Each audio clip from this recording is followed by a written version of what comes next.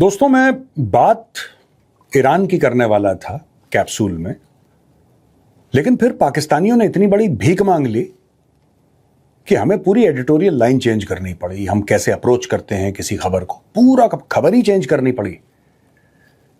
देखिए, मैं आपको मुद्दा समझाता हूं, बड़ा इंटरेस्टिंग है कि पाकिस्तान की डील हुई सीपैक के तहत। आपको पता है ना, चाइना पाकिस्तान इकोनॉमिक कॉरिडोर, उसके तहत पाकिस्तानियों की चाइनीज के साथ डील हुई और चाइना ने भारी इन्वेस्टमेंट करी पाकिस्तान के अंदर। अब ये बेवकूफी थी, शॉर्ट साइटेडनेस थी, because the Chinese are generally very intelligent people. I have done business with the Chinese in the sense that आज से 10-12 साल पहले जब मैं मीडिया में नहीं था, मैं एक और कंपनी में था, तो मैं चाइना गया और बिजनेस के I was working for an organization जिसके बिजनेस थे चाइना के साथ। तो उनका जो डिसिप्लिन है या जिस तरीके से चाइनीज काम करते हैं, there is much to be learned. मुझे नहीं लगा था कि चाइनीज ऐसा हल्का काम करेंगे, लेकिन अब पता नहीं कैसे हो गया। अब मैं दोस्तों आपको बताता हूं क्या हुआ। पहले मैं ब्रॉडर जियोपॉलिटिकल बातें आपको समझा दूं। चाइनीज को यह लगा कि पाकिस्तान को पैसे दे दे के इतना कर्ज के तले हम इनको दबा देंगे कि फिर पाकिस्तानी कुछ नहीं कर पाएंगे और मजबूरन फिर ये हमें अपने जमीन के टुकड़े दे देंगे, हमें एक्सेस दे देंगे, हम ग्वादर पहुंच जाएंगे और ग्वादर पहुंचने के बाद फिर हम पूरे बलूचिस्तान को ओन कर पाएंगे, वहां से मिनरल रिसोर्सेज हम निकाल पाएंगे और अरेबियन सी पूरा का पूरा हमें दिखेगा और फिर भारत को हम घेर लेंगे। जो भी इनके दिमाग में था, उसमें एक कमर्शियल एंगल भी था कि स्ट्रेट ऑफ मलाका अगर चोक होता है तो फिर हम यहां से अपनी ट्रेड कर सकते हैं, एक ऑल्टरनेट बना लो, फिर वहां से तेल भी चला जाएगा और फिर वहां से फिनिश गुड्स भी आ जाएंगे। तो पूरा एक मैटर चाइना के दिमाग में। तो बेल्ट एंड रोड इनिशिएटिव के तहत उसका एक फ्लैगशिप वेंचर था सीपैक। 11 या 12 साल हो चुके हैं सीपैक को। इनको लगा कि ऐसी मुर्गी है जो सोने के अंडे देगी। इनको ऐसा लगा कि ऐसी मुर्गी है सोने के अंडे देगी। अब यह पता लग रहा है कि वो तो मुर्गा था, मुर्गा अंडा देता नहीं है। ठीक है, अब बेसिकली क्या है कि सीपैक में बहुत ज्यादा पैसा चाइना ने खर्च करा। ये जो इलेक्ट्रिसिटी जनरेशन के प्रोजेक्ट्स हैं उनमें बिल्कुल ऐसे लगाओ वैसे लगाओ, इतना पैसा डालो, ये पैसा डालो। और टोटल जो इनकी स्कीम थी, स्कीम ये थी कि हम डायरेक्टली सेल करेंगे। चाइनीज ने ये नहीं बोला कि हम आम पाकिस्तानियों को बेचेंगे ये बिजली, नहीं, चाइना ने ये कभी नहीं बोला, क्योंकि चाइना को यह बात पता थी कि अगर हम आम पाकिस्तानियों को बिजली बेचेंगे, वो लोग तो बिल देते नहीं है, बिल देते नहीं है। कोई चाइनीज इंजीनियर गया किसी के घर में बिल लेने के लिए तो उनको बोल देंगे ब्लास्फेमी का चार्ज लगा दो इसके ऊपर, इसने तौहीन करी है, कुछ करा है, कुछ मतलब वो कुछ भी बोल देंगे ना पाकिस्तानी। तो चाइनीज ने बोला कि इस पंगे में नहीं पड़ते, हम डायरेक्टली पाकिस्तानी गवर्नमेंट को बेचेंगे माल, डायरेक्टली पाकिस्तानी गवर्नमेंट को। तो उन्होंने बेचा और पाकिस्तानी गवर्नमेंट ने बोला डन डन, हम खरीदेंगे। हो गया। अब बिजली की सप्लाई शुरू हुई। अब आपको बिल तो देना ही पड़ता है उसका, क्योंकि आपने प्रॉमिस करा ना, आप खरीदेंगे तो खरीदो, पैसा दो। तो पाकिस्तान ने बोला कि भाई पैसा तो है नहीं हमारे पास, हम अगले साल देंगे। फिर अगले साल बोला कि पैसा तो है नहीं हमारे पास, अगले साल देंगे। या अगले साल इन्होंने वही काम करा जो इन्होंने यूएई, आपको याद है ना, यूएई ने अपने $3.5 अरब मांग लिए थे। वो बेचारे 2018 से दे रखा उन्होंने। ये 8 साल तक उनको चूरन खिला रहे थे कि अगले साल। उन्होंने बोला हटो यहां से, भागो, अभी दो, फौरन दो। तो किसके पास भागे? उस समय ये भागे थे सऊदी अरब के पास, और सऊदी अरब ने इनको $3 अरब दे दिए। तो किसी तरीके से वो $3 अरब कुछ मिला मुलू के इन्होंने यूएई को दिया, अपनी जान छुड़ाई और बोला कि ठीक है, सऊदी का कर्ज हमें अच्छा लगता है। इनको वैसे हर एक का कर्ज अच्छा लगता है। अब ये मैं एग्जांपल आपको क्यों दे रहा हूं, क्योंकि यही चीज दोबारा पाकिस्तान में हुई। यार चाइनीज को इतना मना करा उन लोगों ने, अगले साल। अब चाइना ने बोल दिया कि भाई साहब बहुत हो गया, पैसे लाओ। टोटल बिल कितने का था? 170 अरब पाकिस्तानी रुपए। 170 अरब पाकिस्तानी रुपए। तो गए भाई लोग, माफ कर दो। पहले कह रहे थे कि अगले साल देंगे, अब इन्होंने नया पैंतरा अपनाया पाकिस्तानियों ने कि माफ कर दो, माफ ही कर दो, कहानी खत्म करो, कलेश टालो यार, हम दे ही नहीं सकते, तुम्हें माफ कर दो। चाइनीज ने बोला कि यार ये अच्छी बात है, माफ कर दो। तुमने हमें बेवकूफ समझ रखा है, तुमने हमें अमेरिका समझ रखा है, यूरोप समझ रखा है, ये तो बिजनेस डील है, पैसा तो तुम्हें देना पड़ेगा। अब इनके गले की हड्डी बन गई, राइट? अब इनके गले की हड्डी बन गई। अब पाकिस्तानी कहां से पैसा लाएं, तो बोला ठीक है, अब इन्होंने दोबारा कटोरा फेंक के मारा है सऊदी अरब की ओर। और टोटल पैसा कितना मांगा है सऊदी अरब से कि भैया 10 अरब डॉलर दे दो, हमें 10 अरब डॉलर दे दो। ये वो मुल्क है दोस्तों जो कहता है कि हम ईरान और अमेरिका की दोस्ती करवाएंगे, हम सीज फायर करवाएंगे। शहबाज शरीफ अपने वीडियो जारी करता है कि साइन कर रहा है डील, कि पाकिस्तान गारंटी लेता है अमन की। ये इनकी औकात है। ये अपने बिजली का बिल नहीं दे पाते, ये लीबिया जाके दोस्तियां करवा रहे हैं लोगों की। इनके घर में कलेश पड़ा हुआ है, ये हजारों किलोमीटर दूर जाएंगे लीबिया और कह रहे हैं वहां पे हम पीस करवा रहे हैं, और खुद के घर के पीसेस हो रहे हैं। एनीवे, अब बात यह हुई है कि ये पड़ गए सऊदी अरब के पीछे कि भैया पैसे दो पैसे दो पैसे दो, हमें चाइनीज को देने।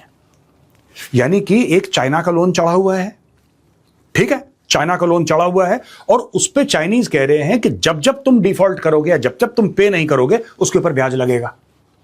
तो इनके ऊपर लग गया दोस्तों चक्रवर्ती ब्याज, एक के ऊपर एक के ऊपर एक के ऊपर एक। अब ये हाँफ रहे हैं। तो ऐसा बोला जा रहा है कि अगले 10 साल या अगले 15 साल में जो पाकिस्तानी आवाम है उसको एडिशनल तकरीबन 30 अरब US डॉलर देने पड़ेंगे सिर्फ ये बिजली वाले कार्यक्रम के। ओनली बिजली, नथिंग एल्स। इसमें और कोई पानी, खाना, ट्रेड कुछ शामिल नहीं है, ओनली बिजली के 30 अरब डॉलर से ज्यादा इनको पैसा देना पड़ेगा। एक्सपर्ट्स ये अनुमान लगा रहे हैं। तो दोस्तों पाकिस्तान फंस गया बहुत बुरी तरीके से इन सब, दिस एंटायर थिंग। क्योंकि मांगते वक्त ना, ये पाकिस्तान की खासियत है दोस्तों, ये डीएनए है पाकिस्तान का, ये मांगते वक्त ये नहीं सोचते कि इसको लौटाना भी है। वो चैप्टर है नहीं इनकी किताब में। पाकिस्तानियों की जो किताब है, जो इनका कॉन्स्टिट्यूशन है, जो इनका आईन है, उस पूरे कॉन्स्टिट्यूशन में कि बेटा तू पैसा लेगा तो तुझे वापस भी करना पड़ेगा, और ज्यादा वापस करना पड़ेगा, ये इनको पढ़ाया नहीं जाता है। इनको यह पढ़ाया जाता है कि देखो ये मुल्क कलमा पढ़ के बना था, तुम एक अजीम कौम हो, तुम्हारे यहां 8 नहीं तो 12 कितने मौसम होते हैं, और बड़ी जरखेज मिट्टी है, और तुम शाहीन और पता नहीं क्या क्या फ्रॉड, अल्लामा इकबाल बोल गया इनको, और ये सारा का सारा फ्रॉड इन्होंने निगल के पी लिया, ये सब गोल की तरह। इनको ऐसा लगता है कि सब कुछ फिट है और दुनिया की मजबूरी है हमें पैसा देना, हम कमाए ना कमाए, hell with it, does not matter. दुनिया की मजबूरी है यार, पाकिस्तान को पाले। अगर पाकिस्तान फेल हो गया तो पूरी दुनिया के लिए कलेश बन जाएगा, पूरी दुनिया के लिए प्रॉब्लम हो जाएगी। लिहाजा दुनिया की जिम्मेदारी है, इनकी जिम्मेदारी है पाकिस्तानियों की कि अपनी आबादी जो कुछ दशक पहले 18 करोड़ की थी, इसको 25 कर दिया, ये 50 करोड़ तक पहुंचा देंगे। जो इनका यूएसपी है, एक के अलावा और कौन सा यूएसपी है, आप एक बात बताइए, टेररिज्म और ये सब के अलावा। तो अब दोस्तों पाकिस्तान के अंदर से आवाज निकली, और ये आवाज निकली है मौलाना फजलुर रहमान की। एक रिलीजियस टीचर हैं और पाकिस्तानी प्यार से उनको मौलाना डीजल भी बोलते हैं। अच्छा, मौलाना डीजल एक सीरियस प्लेयर है। ये मौलाना डीजल की कहानी क्या है? बात यह है कि जब बेनजीर भुट्टो प्रधानमंत्री हुआ करती थी पाकिस्तान की, तो डिस्ट्रीब्यूटरशिप मिली थी इनको, फजलुर रहमान को, डीजल की, और इन्होंने डीजल में बहुत घपला किया। ऐसा पाकिस्तानी मीडिया कहता है कि बहुत ज्यादा घपला किया इन्होंने जब बेनजीर प्रधानमंत्री हुआ करती थी। इनको नाम दे दिया गया मौलाना डीजल, तो डीजल के नाम से ये मशहूर है। खैर एनीवे, डीजल ने 2-4 बातें बोली हैं और डायरेक्टली आसिम मुनीर को लेकर बोली हैं। पहली चीज तो उन्होंने ये बात करी है कि खैबर पख्तूनख्वा में अराजकता का माहौल है। खैबर पख्तूनख्वा में अराजकता का माहौल है और खैबर पख्तूनख्वा में कोई बाहर नहीं जा सकता। There are many areas in Khyber Pakhtunkhwa that are totally out of government control. और उन्होंने बोला कि बलूचिस्तान जो है, अगर आप मैप देखेंगे तो ऊपर खैबर पख्तूनख्वा है, केपी, नीचे बलूचिस्तान है। Balochistan is towards the south part of Pakistan, और बलूचिस्तान में तो पूरा ही बेड़ा गर्क है। More than 80% of Balochistan is out of control of the Pakistan army. यहां तक बोला कि इनके जो सिक्योरिटी के लोग हैं, पुलिस के लोग हैं और सिक्योरिटी के लोग हैं, ये शाम को सूरज ढलने के बाद, मगरिब के बाद, they do not step out of the police stations. ये जाते ही नहीं बाहर। इनको ऐसा लगता है पता नहीं कौन मार देगा, बलोच मार देंगे या बीएलए वहां पे आ जाएगा, ये बाहर ही नहीं जाते। और दोस्तों यही बात कह रहा हूं कई दिनों से, तो नहीं मेजर ऐसा कुछ नहीं है, everything is okay in Balochistan. ये पाकिस्तानी मुझे मैसेज भेजते हैं कि आप क्यों प्रोपेगेंडा कर रहे हैं। मैं प्रोपेगेंडा नहीं कर रहा, तुम्हारा बेड़ा गर्क हो गया है, ठीक है। तुम लोग जाओ और बोलो कि नहीं, हमने एक काम करना है, इस्लामाबाद टॉक्स हम करेंगे, यहां पे जेडी वैंस बैठा है ना, यहां पे गालिब आफ बैठा हुआ है, ये साइन करेंगे और पाकिस्तान दोनों के सर पे हाथ रखेगा, बोलेगा बेटा जिंदा रहे बेटा, पुत्र जिंदा रहे, डोंट वरी, हम है ना, हम फैसले करवाएंगे दुनिया के। ये फैसले करवा रहे हैं जो कि कुछ डॉलर का अपना बिल नहीं दे सकते बिजली का, ये फैसला करवा रहे हैं दुनिया का। खैर, coming back to Maulana diesel, Maulana diesel ने आसिम मुनीर के कपड़े फाड़ दिए। मैं चाहता हूं जरा सुने कि मौलाना डीजल ने एग्जैक्टली बोला क्या है। फिर कहते हैं हमारे जवान भी तो शहीद हो रहे हैं। ओ बाबा, तेरे जवानों ने पेटी इसीलिए बांधी है, तनख्वाह इसी के ले रहे हैं कि उसने मुल्क की सलामती के लिए लड़ना है। तुम अपने खून का मेरे ऊपर क्या एहसान डालते हो? तुम मेरे खून पसीने के टैक्स से इसी बात की नहीं तो तनख्वाह ले रहे हो, लेकिन हमें कहते हो कि तुम लश्कर निकालो, तुम असलहा लेकर मुसल्लह गिरोहों के खिलाफ लड़ो। मैंने कोई तनख्वाह नहीं ली, मैं कोई लश्कर नहीं बनाऊंगा। तुम चले जाओगे, तुम मेरी सरजमीन को आने वाली नस्लों तक जाती दुश्मनियों की तरफ धकेल रहे हो, हमेशा हमेशा के लिए कत्ल गारत गरी की तरफ धकेल रहे हो। ये सियासत किसी और को समझाओ, ये हमें मत समझाया करो। आपने अगर सियासत करनी है तो वर्दी उतार कर आइए, इलेक्शन में हिस्सा लीजिए, पता चल जाएगा कि वर्दी वाले को लोग क्या वोट देते हैं। अब दोस्तों, आपने सुना पूरा। आसिम मुनीर ये चाहता है कि जो लोग हैं ना, वो लश्कर बनाए और लश्कर बना के ये थ्रेट से लड़े। जो भी पाकिस्तान, जो भी लगता है कि लोकल थ्रेट्स हैं, चाहे वो टीटीपी के खिलाफ हो, चाहे अफगानिस्तान के खिलाफ हो, तो ये लोग लश्कर बनाए, यानी कि अपने आर्म्ड ग्रुप्स बनाए और ये लोग लड़े। मौलाना डीजल ये कहता है कि भाई, तनख्वाह तुझे मिलती है लड़ने के लिए, हम लोग टैक्स देते हैं तुम्हारी अय्याशियों के लिए, तुम्हारे अलल्ले तलल्ले के लिए, और खून भी हम बहाएं। तो ये एहसान मत जताओ कि तुमने देश के लिए खून बहाया है। ये कह रहा है फजलुर रहमान कि तुम एहसान मत जताओ भाई, वो तुम्हारा काम है, तुम्हें उसके पैसे मिलते हैं, तुम जाके अपना काम करो। तुम उल्टा हमसे कह रहे हो, तुम उल्टा हमसे कह रहे हो कि हम जाके लड़ें। अगर हमें ही जाके लड़ना है तो फौज क्या कर रही है पाकिस्तान की भाई? एक्चुअली क्या हुआ कि मौलाना फजलुर रहमान चिढ़ गए, और वो चिढ़े तब जब आसिम मुनीर ने कुछ दिन पहले एक स्टेटमेंट दिया कि देखिए, पाकिस्तानी फौज अकेले नहीं लड़ सकती है लड़ाई, लिहाजा हम ये चाहते हैं कि सारी जो कौम है, जो सिविलियंस हैं, वो हमारे साथ आ जाएं, फिर मिलके साथ लड़ेंगे। पाकिस्तानी फौज अकेले ये काम नहीं कर सकती। मुझे तो लगा था कि अभी तक जब भी आप पाकिस्तानियों से बात करिए, पाकिस्तानी कहते हैं कि नंबर 1 फौज है ये तो नंबर 1 है, आईएसआई नंबर 1 एजेंसी है। ओ भाई, अगर ये फौज नंबर 1 है और आईएसआई भी नंबर 1 है, तो फिर आप ये क्यों कहते हैं कि रॉ की साजिश है बलोचिस्तान में और खैबर पख्तूनख्वा में? ऐसा कैसे हो सकता है कि तुम नंबर 1 हो और तुम्हारे नाक के नीचे इतनी बड़ी कोट अनकोट साजिश हो गई?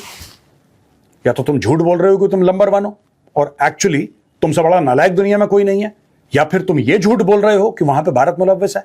दोनों चीजें तो ठीक नहीं हो सकती, दोनों चीजें ठीक नहीं हो सकती। तो यहां पे आसिम मुनीर का यह कहना कि तुम आके लड़ो, इससे क्या हुआ है कि फजलुर रहमान का फ्यूज उड़ गया।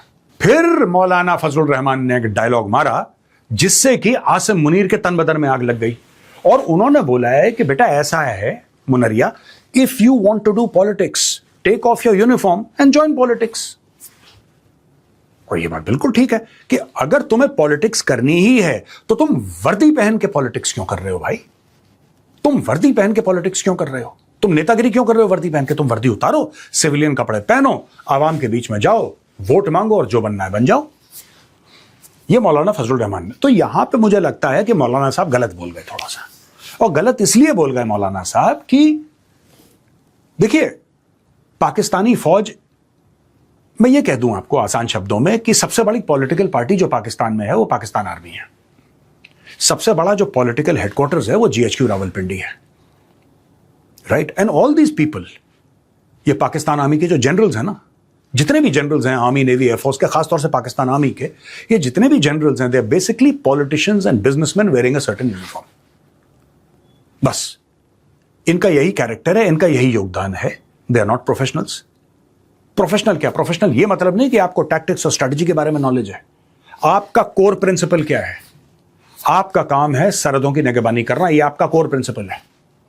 पाकिस्तान की हिफाजत करना यह आपका कोर प्रिंसिपल है। वो काम आप कर नहीं पा रहे। वो आप चाहते हो कि लोग लश्कर बना के लड़ें और आप यहां पे दुबई में या फिर लंदन में जाके एवनफील्ड के अपार्टमेंट्स खरीदो, जैसे कि नवाज शरीफ ने खरीद रखे। तो दोस्तों, ये पाकिस्तानी फौज को सीधा सीधा मौलाना फजलुर रहमान ने ललकार दिया। तो ये और भी कई चीजें हो रही हैं दोस्तों। पीओके में it has absolutely gone out of control in PoK.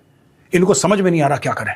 मैं वही बात कह रहा हूं, इनको यह समझ में नहीं आ रहा कि पीओके में क्या करें, इनको यह समझ में नहीं आ रहा कि बलूचिस्तान खैबर पख्तूनख्वा में क्या करें, इनको यह समझ में नहीं आ रहा कि डिप्लोमेसी, क्योंकि अभी अभी 20-25 दिन पहले पाकिस्तान अपनी बिल्कुल जिसको कहते हैं ना कि बस हम ही हैं, पूरी दुनिया की डिप्लोमेसी अब इस्लामाबाद से चलेगी। यू नो हाउ लाहौरीज आर, आपको पता है, मुझे बताने की आवश्यकता नहीं है आपको। छोटी सी चीज हो जाती है, ये दीवार पे चींटी देख लेते हैं, कहते हैं हमारे घर में हाथी आया था। That is the basic character of Lahoris. इन्होंने अपने आप को इतना इन्फ्लेट कर दिया, अब ये जलील हो रहे हैं हर जगह। लेकिन fact of the matter is कि वो देश जो कि अपना इलाका नहीं संभाल सकता, जो अपनी इकोनॉमी नहीं संभाल सकता, वो दुनिया के फैसले करेगा। इसने अपने आप को कन्विंस कर लिया दोस्तों। तो पाकिस्तान को मार पड़ रही है। मैंने आपको कैप्सूल में यही बताना था कि पाकिस्तान को मार पड़ रही है।